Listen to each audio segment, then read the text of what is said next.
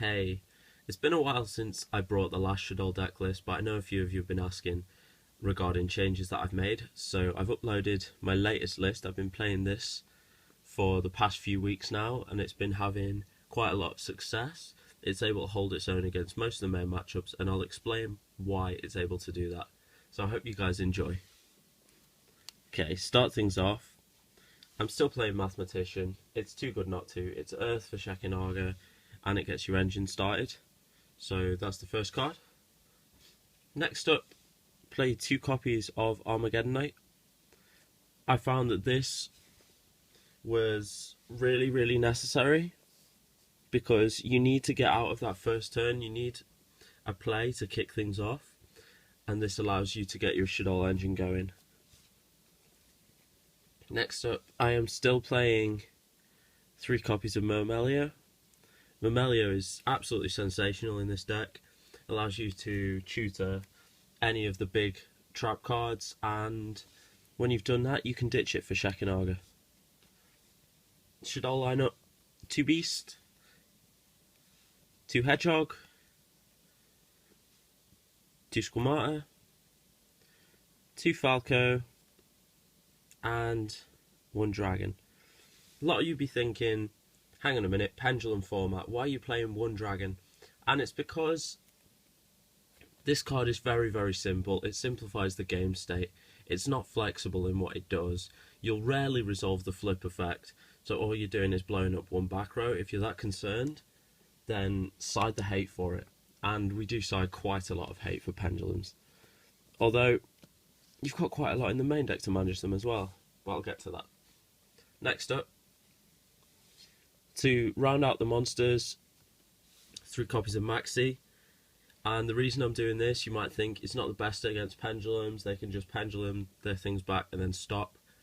And I have to say, what's wrong with that? If they do that, it means that they're not going absolutely crazy on their first turn. They're not ending with Ignista, King of the Feral Imps, etc.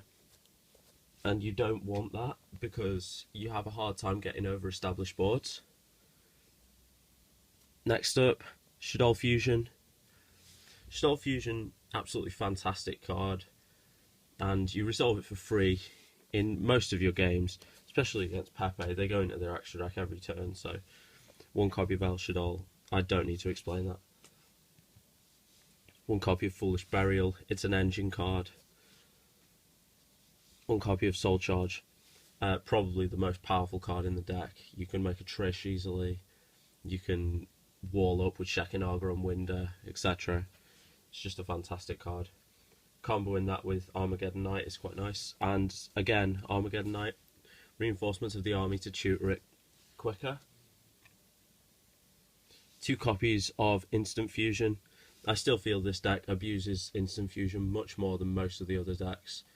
It makes Trishula extremely simple to pull off. Trap lineup, 1 copy of Warning. I don't see why anyone wouldn't play this card. This card's amazing against pendulums. 3 copies of Mistake.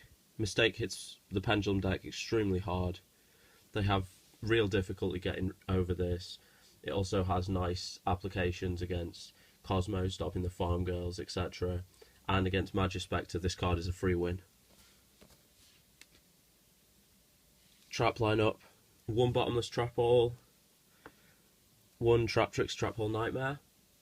I dropped the Nightmare to 1 because it's not that great, but it will still come in clutch against Pepe especially.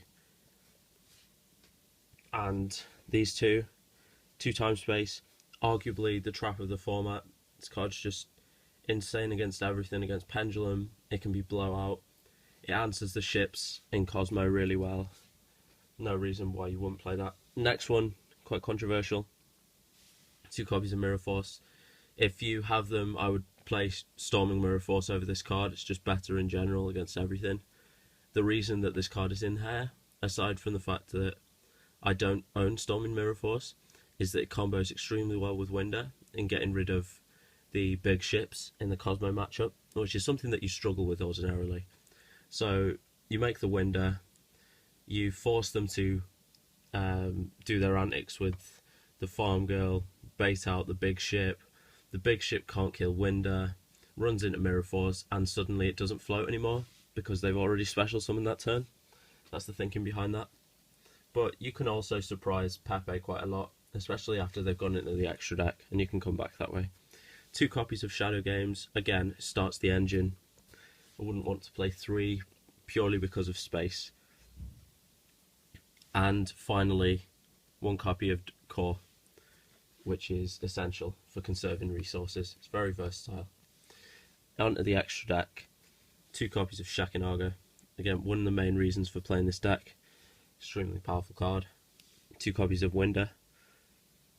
Playing against Cosmo, I've realised more and more the importance of this card. It still does quite unfair things. It means that people have to play around it in most instances. 2 copies of Norden. This card is absurdly powerful. Instant Fusion is a card, so we play Norden. The plays, and most of the time